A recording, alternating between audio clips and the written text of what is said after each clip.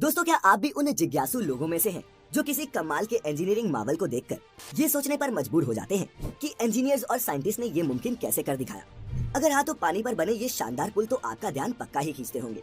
कभी नदी पर तो कभी समुद्र के बीच कैसे सैकड़ों चैलेंजेस से पार पाकर इन नायाब विशालकाय पुलों को बनाया जाता है, जानेंगे मिलकर आज की इस खास वीडियो में। दोस्तों, हम सब ये तो जानते ही हैं कि पानी पर बने ये पुल हमारे जीवन का एक अहम हिस्सा है, क्योंकि अगर ये ब्रिज न होते तो शायद कई गाँव, कस्बे और शहर एक दूसरे से कटे ही रहते।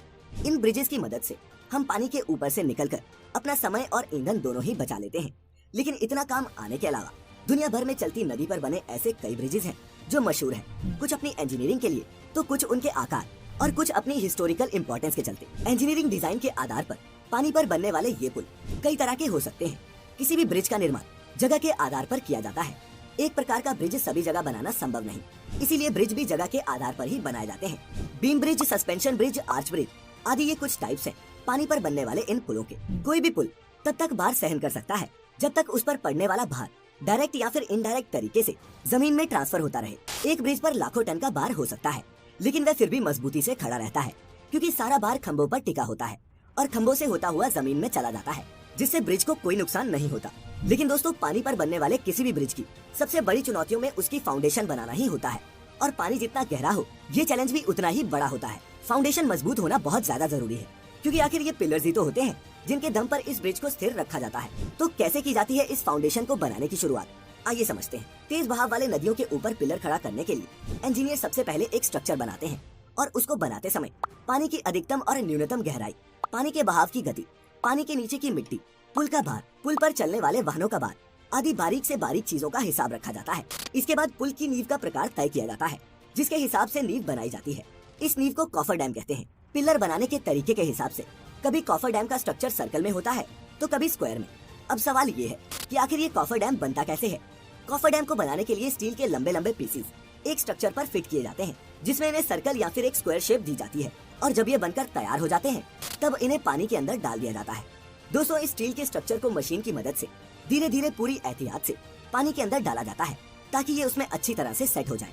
इसके बाद मोटर और पंप के जरिए इस पूरे स्ट्रक्चर के अंदर के पानी को बाहर निकाल दिया जाता है, जिस वजह से यहाँ पर एक सूखी खाली जगह बन जाती है। इसी सूखी खाली जगह पर फिर पिलर बनाने का काम शुरू किया जाता है, जहाँ कई सारे वर्कर लगकर इस जगह पिलर बनाते हैं। हालांकि हर जगह इस तरह से काम नहीं किया जा सकता। अगर पानी बहुत गहरा हो तो ज्यादा गहरे पानी में ये कॉफर डैम बनाकर नहीं डाल सकते। जैसे समुद्र में बीम बनाने के लिए समुद्र के तल में सबसे पहले कोई ठोस जगह देखते हैं, उसकी गहराई मापते हैं। इसके बाद उस जगह पर बड़ी बड़ी मशीनों के द्वारा खड्डा किया जाता है, जैसे बोरवेल बनाते समय करते हैं। फिर उस बोरवेल में स्टील या फिर लोहे के मोटे पाइप डाले जाते हैं।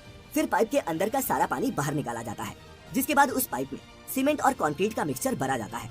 जरूरत के हिसाब से एक से ज्यादा खंभे तैयार करके आपस में जोड़ भी सकते हैं, जिससे एक मजबूत खंभा तैयार हो जाता है। जैसे जैसे खंभे बनते जाते हैं वैसे वैसे उनके ऊपर रोड भी तैयार की जाती है। जब 2 खंभे बनकर तैयार हो जाते हैं तब सबसे पहले बड़ी बड़ी मशीनों के द्वारा बड़े बड़े उन खंभों को जोड़ा जाता है, और ये सीमेंट कंक्रीट के ब्लॉक किसी दूसरी जगह पर तैयार होते हैं। ब्रिज का आधा काम बाहर कारखाने में किया जाता है, और आधा काम समुद्र या नदी जहाँ पर पुल बनाया जा रहा हो वहाँ। बड़े बड़े सीमेंट के ब्लॉक्स को समुद्र में ले जाने के लिए बड़ी बड़ी शिप्स को काम में लिया जाता है। वहाँ पहुँचने के बाद क्रेन के द्वारा इन ब्लॉक्स को ऊपर उठाया जाता है, और फिर स्टेप बाय स्टेप ब्रिज का निर्माण किया जाता है। वहीं दोस्तों, कई सिचुएशंस में फ्लोटिंग कॉफर डैम्स भी बनाए जाते हैं, जिसमें या तो उसके नीचे कुछ ऐसी मशीनें फिट कर दी जाती हैं जो पानी के ऊपर तैरती रहती हैं, या फिर जहाज की मदद से इन्हें एक जगह से दूसरी जगह ले जाया जाता है, जिसके बाद इन्हें रोटेट करके पानी के अंदर डाल दिया जाता है। दोस्तों, इस पूरी प्रक्रिया में काफी समय लगता है और ये काम थोड़ा खतरनाक भी होता है। लेकिन दोस्तों, जितने भी लोग इस तरह के काम में लगे होते हैं वो काफी प्रोफेशनल होते हैं, चाहे वो वर्कर हो या फिर इंजीनियर्स। सभी को इन कामों का काफी अनुभव होता है, जिसके बाद ही उन्हें ऐसे जटिल प्रोजेक्ट्स पर काम करने के लिए भेजा जाता है। क्योंकि अगर ये ब्रिज किसी नौसिखिए द्वारा बनाए जाए तो उसका खामियाजा कई लोगों की मौत से भुगतना पड़ सकता है। अब हमारे अपने ही देश के मुंबई शहर में स्थित बांद्रा वर्ली सी लिंक को ही ले लीजिए। इस 5.6 किलोमीटर लंबे स्टील के स्ट्रक्चर को इंजीनियरिंग का बेहतरीन नमूना कहा जाता है, लेकिन पानी के ऊपर इसे बनाना आसान नहीं था। ये एक बहुत ही लंबा और चुनौती भरा सफर था, जिसे 11 सालों की अथक मेहनत और लगभग 2.25 लाख करोड़ के खर्च के बाद हमारे इंजीनियर्स ने पूरा कर दिखाया। तो दोस्तों, अब तक तो आप समझ ही चुके होंगे कि इस तरह के ब्रिज बनाने में इतने पैसे क्यों खर्च होते हैं। ऐसे में ब्रिज बनाने में खर्च के साथ साथ काफी समय भी लग जाता है, लेकिन इसके बावजूद भी कई बार ब्रिज फेल हो जाते हैं। इस चीज से बचने के लिए प्रॉपर तरीके से ब्रिज बनाना बहुत जरूरी होता है, और ऐसे में वो सभी एहतियात बरते जाते हैं जो जरूरी हो। तो दोस्तों, आज की इस वीडियो को देखने के बाद आपने पानी पर बनने वाले इन ब्रिजेस के बारे में कुछ नया और इंटरेस्टिंग तो जरूर जाना होगा। इसीलिए इस वीडियो को खुद तक सीमित ना रखें और शेयर करें इस अद्भुत नॉलेज को अपने दोस्तों और रिश्तेदारों के साथ। मिलेंगे फिर एक बार एक नई वीडियो में। फिलहाल आज के लिए इतना ही।